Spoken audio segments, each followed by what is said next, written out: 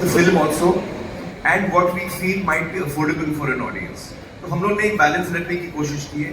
आज अगर आप पेपर व्यू का मॉडल देखते हैं, वीडियो ऑन डिमांड का मॉडल जो देखते हैं, अभी भी है एक छोटे पैमाने पे, अलग अलग प्लेटफॉर्म्स पे है. और अगर मैं गलत नहीं कह रहा हूँ तो उसमें कहीं पे 250 है फॉर रेंटिंग, कहीं पे 230 है, कहीं पे 180 है, कहीं पे 170 है.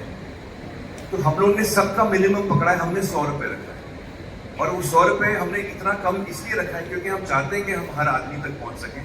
देखिए, एक वक्त पे कोमल ये मास मीडियम कहलाता था. आज मुझे लगता है कि मास शायद वो फैसिलिटी नहीं इस्तेमाल कर पा रही है सिनेमा की. मैं इसको दोबारा मास मीडियम बनाना चाहता हूं. मेरी फिल्म हर इंसान देख पाए और छाती ठोक के देख पाए, इज्जत से देख पाए, बगैर उसको चोरी किए हुए. उसको चोरी करने की जरूरत ही नहीं. वो इज्जत से मेरी फिल्म देख पाए, हर आदमी देख पाए. तो इसलिए हमने ये प्राइस रखी है, जो ये सब मद्देनजर रखते हुए. 1 अगस्त को लॉन्च होगी तो कितने लोग देखेंगे, कितने लोग इसका इस्तेमाल करेंगे, वो नंबर जो आप पूछ रहे हैं, वो 5 लोग देखेंगे, 50 लोग देखेंगे, 500 लोग देखेंगे, 5000 देखेंगे, 50,000 देखेंगे, 5 लाख देखेंगे या 5 करोड़ देखेंगे, हमको बिल्कुल आइडिया नहीं. हम लोग बिल्कुल आइडिया नहीं, क्योंकि हम लोग ये पहली दफा कर रहे हैं और ये हमारी कोशिश है.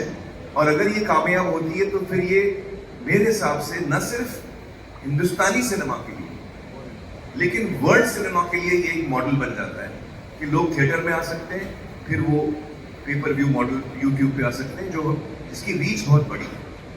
तो इस नंबर का मैं कोई जवाब नहीं दे पाऊंगा. सिर्फ मैं इतना ही कहूंगा कि मैं तो चाहता हूं कि 140 करोड़ हिंदुस्तानियों में से हर एक हिंदुस्तानी मेरी फिल्म देखे. मेरी चाहत तो वो है. मैं चाहता हूं एज ए क्रिएटिव पर्सन मेरी फिल्म हर हिंदुस्तानी तक पहुंचे. So first of all let me tell you that जो लोगों ने मुझसे पूछा था कि आपकी फिल्म यूट्यूब पे आ रही है, तो मैं आपसे हाथ जोड़ के माफी मांगता हूं कि मैंने झूठ बोला, क्योंकि मैं और कुछ बोल नहीं पा रहा था. क्योंकि मुझे थिएट्रिकल बिजनेस प्रोटेक्ट करना था. मेरी शुरुआत हुई है सिनेमा से और मैं सिनेमा से बहुत, थिएटर से बहुत लॉयल हूं. तो हमेशा मेरी कोशिश रहेगी कि थिएट्रिकल बिजनेस को मैं प्रोटेक्ट करूं.